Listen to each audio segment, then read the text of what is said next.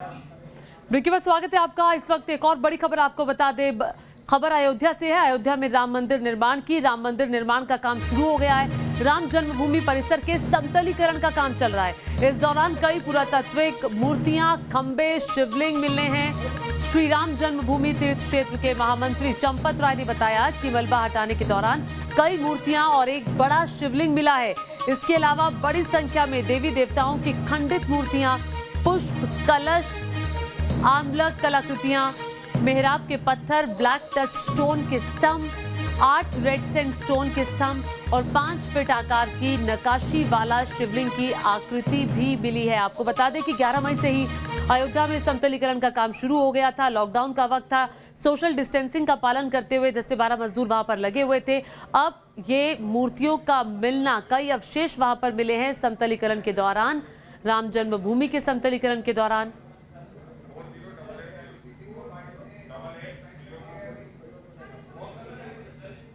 पिछले 10 दिनों से श्री राम जन्मभूमि पर मलबे को हटाकर समतलीकरण का काम प्रारंभ किया है। ढांचे के मलबे में दबे हुए काले कसौटी पत्थर के 7 खंबे हमको प्राप्त हुए हैं। इसके अतिरिक्त भी अनेक बलुआ पत्थर के नक्काशीदार अंग हमको मिले हैं और नीचे जाने पर एक शिवलिंग प्राप्त हुआ है जो लगभग 4 फीट 11 इंच लंबा है और जिसकी परिधि 42 इंच की है। ठीक ऐसा ही शिवलिंग कुबेर टीले पर भी लगा मिला है। तो देखिए, बहुत बड़ी खबर आई है कि राम जन्मभूमि में समतलीकरण के दौरान ये अवशेषों का मिलना।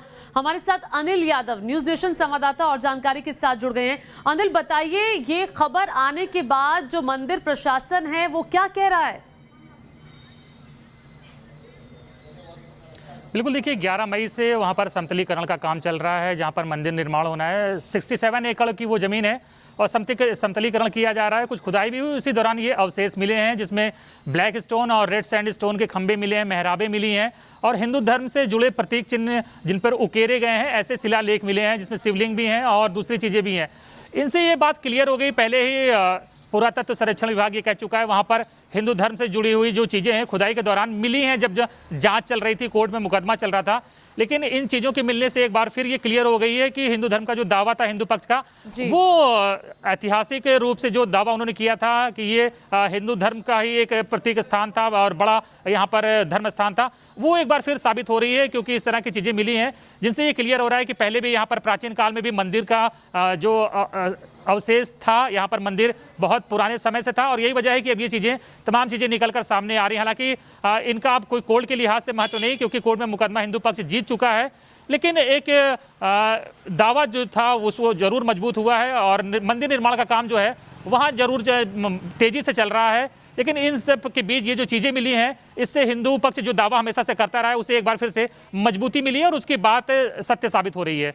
जी, बहुत शुक्रिया इस तमाम जानकारी के लिए अनिल यादव, हमें बताते हुए कि दावा हिंदू पक्ष का एक बार फिर से मजबूत होता हुआ मिला है और यही बात कोर्ट में भी हिंदू पक्ष की तरफ से रखी गई थी जब वो अपनी दलीलें दे रहे थे।